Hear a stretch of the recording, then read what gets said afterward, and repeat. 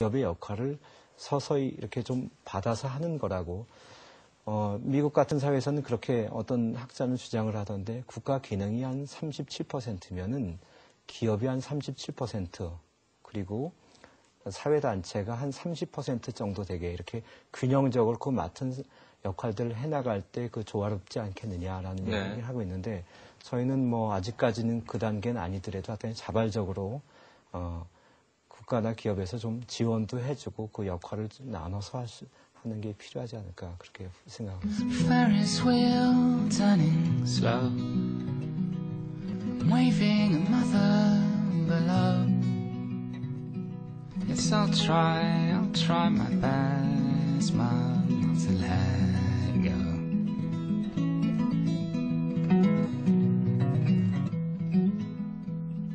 A picture along summer night. 근데 그 사회 공익이라고 하면은요, 사실 그 공익의 범위가 상당히 넓을 수도 있을 것 같은데요. 말씀하신 뭐 병원도 있겠습니다만, 네. 또 충분하다고 하셨는데 교육도 있을 것 같고요. 뿐만 아니라 혹여 예컨대 젊은 이들이 지금 고통을 받고 있는 것 가운데 하나가 이제 일자리에 관한 문제가 네. 있는데, 일자리를 그 창출함에 있어서도 역할을 할 수 있을 것 같다는 생각도 해보는데 어떨지요? 네.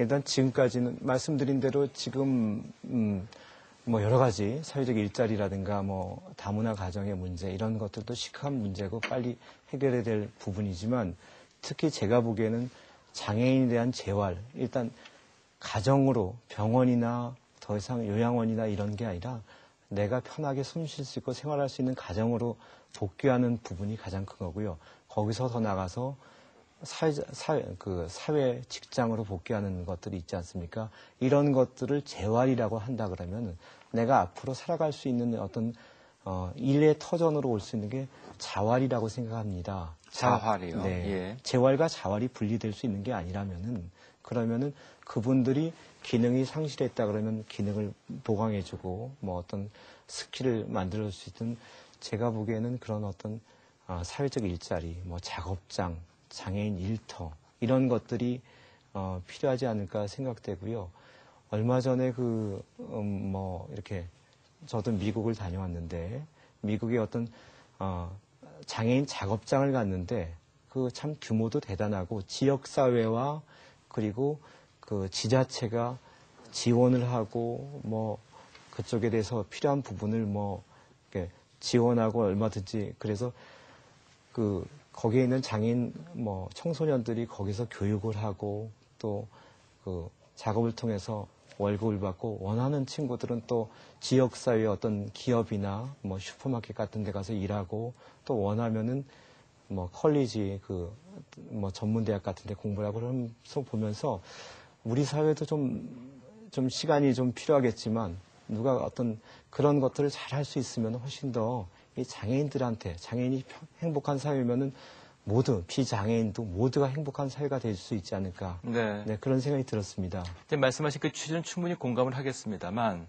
이제 그 정부의 그 보건정책 방향이라고 하는 큰 틀에 이제 비추어 볼 때, 말씀하신 그런 형식의 어떤 재활병원이 과연 운영이 가능할까 싶은 이제 우려였던 것이죠. 네. 그 부분은 어떨까요? 이제 법제도의 어떤 그 보완부터 선행되어야 되지 않을까 싶은 일단 생각이 드는데요.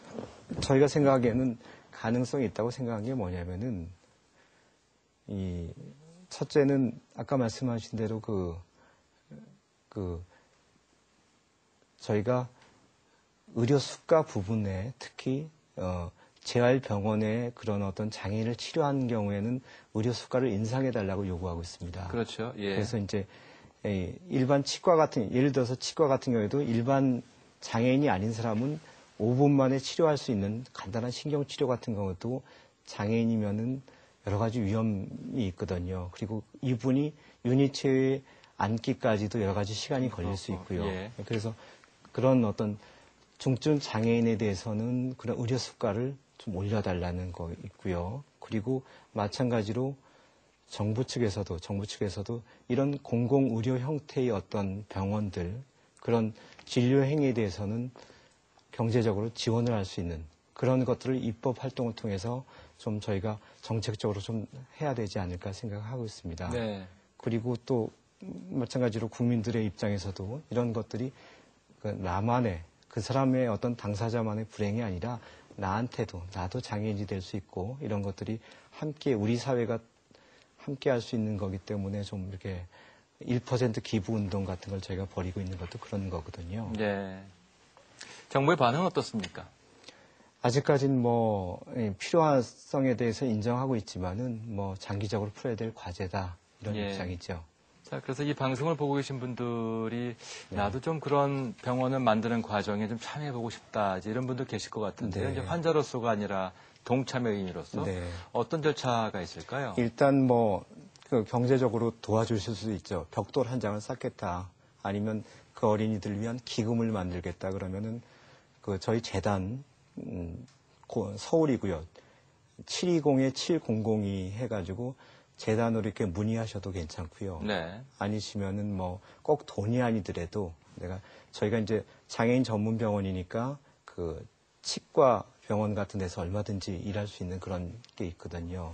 그래서 한 달에 한 번은 그 수도권에 있는 그런 시설에 가서 이제 오시지 못하는 분들을 위한 그런 치과 봉사도가 있는데 그럴 때 봉사할 때 같이 오셔서 소독 같은 것도 해주시고 또 어린이 재활센터에서 어린이들하고 놀아주실 수 있고 여러 가지 그렇게 하실 수 있는 것들은 있습니다. 네.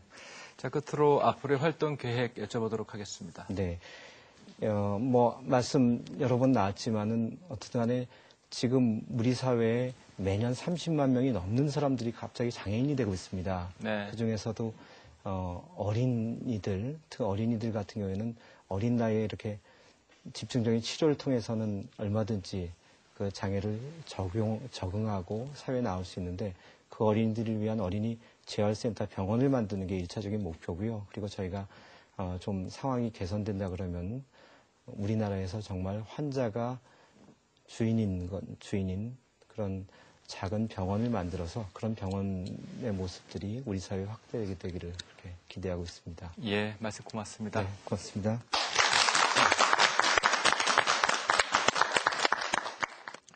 네, EBS 교육초대석 오늘은 푸르메 재단의 백경학 상임이사와 함께 만나보았습니다. 어느 날 갑자기 찾아올 수 있는 일입니다. 장애인, 우리 모두가 장애인의 아픔을 함께 나눌 수 있도록 모쪼록 장애인 전문 병원이 하루빨리 세워졌으면 좋겠습니다. 저는 다음 주에 다시 뵙겠습니다. 안녕히 계십시오.